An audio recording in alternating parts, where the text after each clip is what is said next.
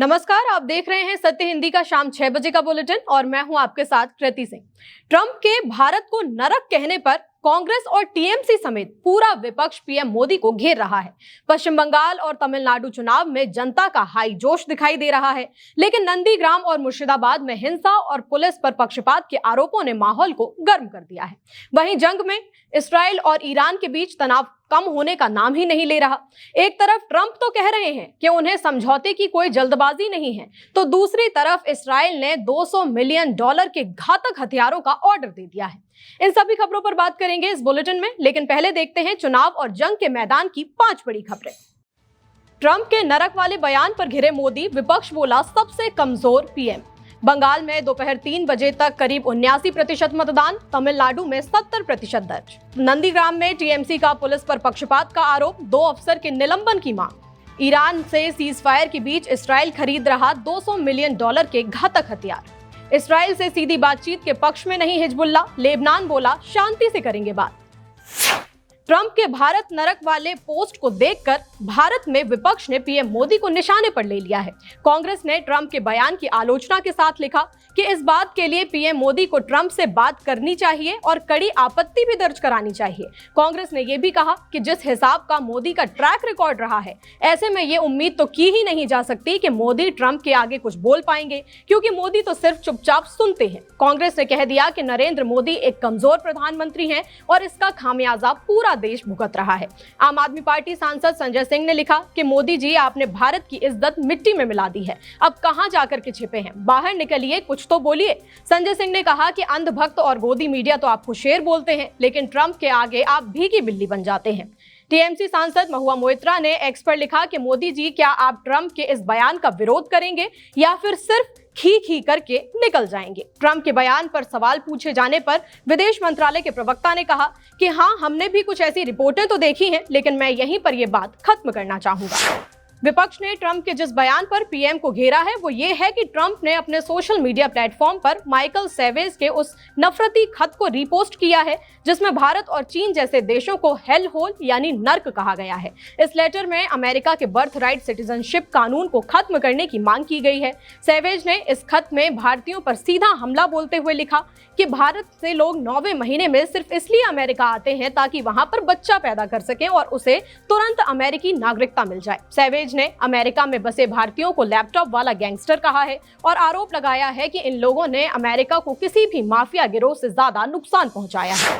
पश्चिम बंगाल में दोपहर 3 बजे तक करीब 79% वोटिंग हो चुकी है। यह आंकड़ा सिर्फ चुनाव आयोग की रिपोर्ट नहीं, बल्कि बंगाल की जनता का वो जोश है जो पोलिंग बूथों पर साफ दिखाई दे रहा है। चुनाव आयोग के मुताबिक वोटिंग में दक्षिण दिनाजपुर 81.49% के साथ सबसे आगे चल रहा है, तो पश्चिमी मेदिनीपुर और झारग्राम भी 81% के पार पहुंच चुके हैं। हर तरफ लंबी लंबी कतारें लगी हैं। मालदा में भी 76% से ज्यादा मतदान दर्ज हो चुका है। शाम 6 बजे तक वोटिंग होनी है और जिस रफ्तार से लोग घर से निकल रहे हैं, कुल मतदान की फीसदी 90% होने की उम्मीद है। बंगाल चुनाव में वोटर लिस्ट से कटे 27 लाख नाम हार जीत का खेल पलट सकते हैं। एसआईआर से राज्य भर में लाखों नाम काट दिए गए हैं। सबसे ज्यादा असर मुर्शिदाबाद और मालदा जैसे सीमावर्ती जिलों में दिखाई दे रहा है, जहां मुस्लिम आबादी ज्यादा है। हैरानी की बात तो ये है कि जिन 10 सीटों पर सबसे ज्यादा गाजगिरी है, उन पर अभी टीएमसी का कब्जा है। अब आप शमशेरगंज सीट का हाल देख लीजिए, जहां पिछली बार टीएमसी करीब 26,000 वोटों से जीती थी, लेकिन इस बार वहां 74,500 से ज्यादा वोट काट दिए गए हैं, जो जीत के अंतर से 3 गुना ज्यादा है। लाल गोला सीट पर भी यही हाल है, जहां 60,000 की जीत के मुकाबले 55,000 से ज्यादा नाम गायब हो चुके हैं। अब सवाल ये है कि जब हजारों वोटर ही लिस्ट से बाहर हैं, तो 2021 वाला नतीजा कैसे दोहराया जाएगा? क्या ये कटी हुई वोटें सत्ता की चाबी किसी और के हाथ में थमा देंगी? ये देखना दिलचस्प होगा। पहले चरण के मतदान के दौरान टीएमसी ने नंदीग्राम की पुलिस पर पक्षपात का आरोप लगाया है। राज्य मंत्री शशि पांजा ने आरोप लगाया कि पुलिस वाले न्यूट्रल नहीं हैं और बीजेपी की मदद कर रहे हैं। टीएमसी के एक डेलीगेशन ने तो चुनाव आयोग को चिट्ठी लिखकर 2 पुलिस अफसरों को तुरंत सस्पेंड करने की मांग कर दी। टीएमसी का दावा है कि ऐसे में निष्पक्ष चुनाव होना मुमकिन ही नहीं है, लेकिन बीजेपी के शुभेंदु अधिकारी ने भी तुरंत पलटवार करते हुए कहा कि टीएमसी के पाले हुए गुंडे वोटर्स को धमका रहे हैं। शुभेंदु का दावा है कि गंभीर जुर्मों के आरोपी खुलेआम बूथों के पास घूम रहे हैं, इसलिए उन्होंने कहा कि वो जा करके खुद बूथ पर और जनता को भरोसा दिला रहे हैं कि वो डरे नहीं और निष्पक्ष होकर वोट करें। पश्चिम बंगाल चुनाव के पहले चरण के मतदान के दौरान मुर्शिदाबाद में टीएमसी और हुमायूं कबीर की पार्टी एयूजेपी के बीच जमकर हिंसा भड़क उठी। दरअसल मामला शुरू हुआ नौदा के बूथ नंबर 9 और 10 से, जहां पर कल रात यहां जमकर बम चले थे, जिसके बाद आज सुबह हुमायूं कबीर हालात का जायजा लेने पहुंचे थे। लेकिन जैसे ही वो इलाके में दाखिल हुए, आरोप है कि टीएमसी कार्यकर्ताओं ने उन्हें घेर लिया। देखते ही देखते पूरा इलाका जंग के मैदान में बदल गया। हुमायूं कबीर ने सीधे तौर पर टीएमसी पर गुंडागर्दी का आरोप लगाया है।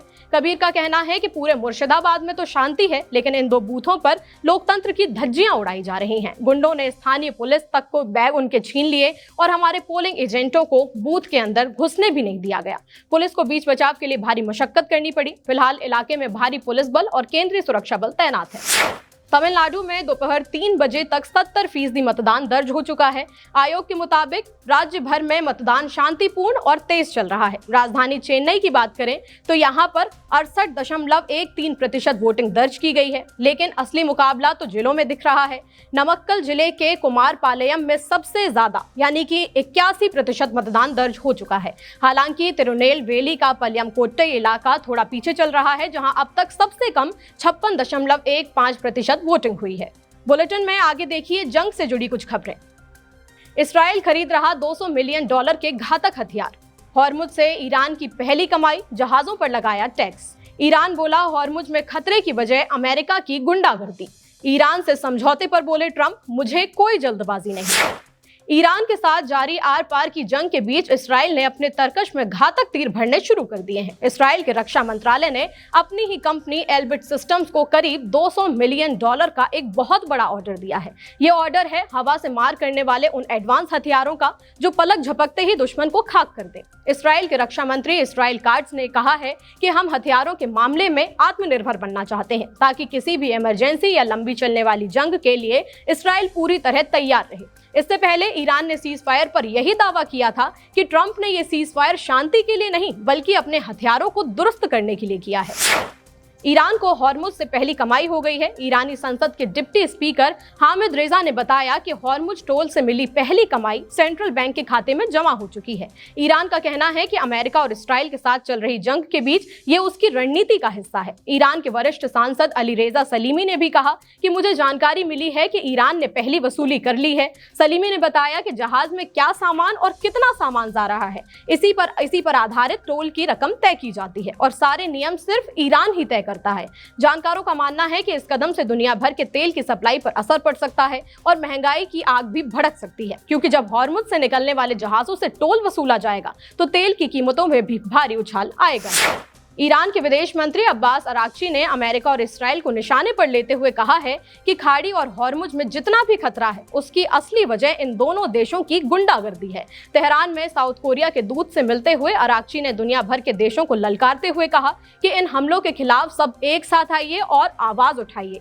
ईरान का साफ कहना है कि उसने जो भी कदम उठाए हैं वो अपनी सुरक्षा के लिए उठाए हैं और अंतर्राष्ट्रीय कानून के दायरे में है। ईरान ने साफ कर दिया है कि अब जो भी नतीजे होंगे उसकी पूरी जिम्मेदारी उन हमलावरों की होगी जो उन्हें उकसाएगा। ईरान के साथ समझौते पर ट्रंप का कहना है कि उन्हें किसी भी बात की कोई हड़बड़ी नहीं है।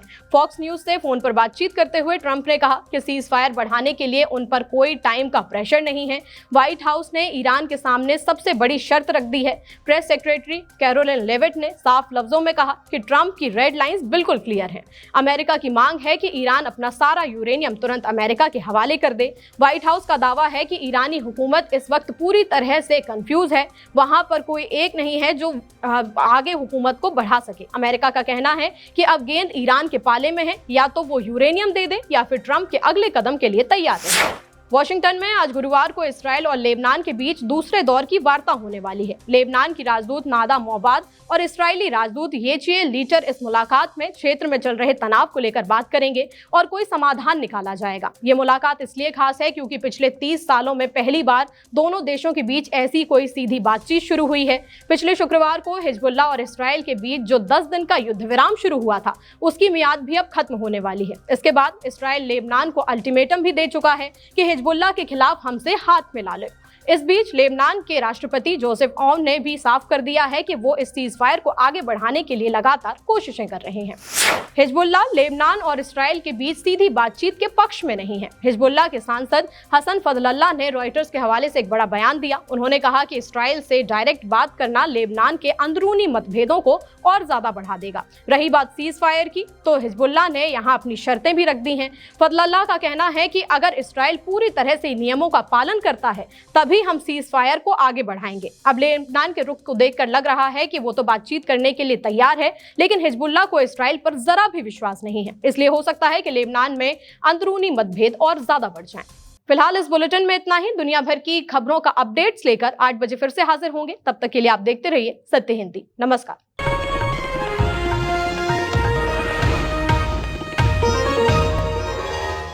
Copyright disclaimer under Section 107 of the Copyright Act 1976. Allowance is made for fair use for purposes such as criticism, comment, news reporting, scholarship, and research.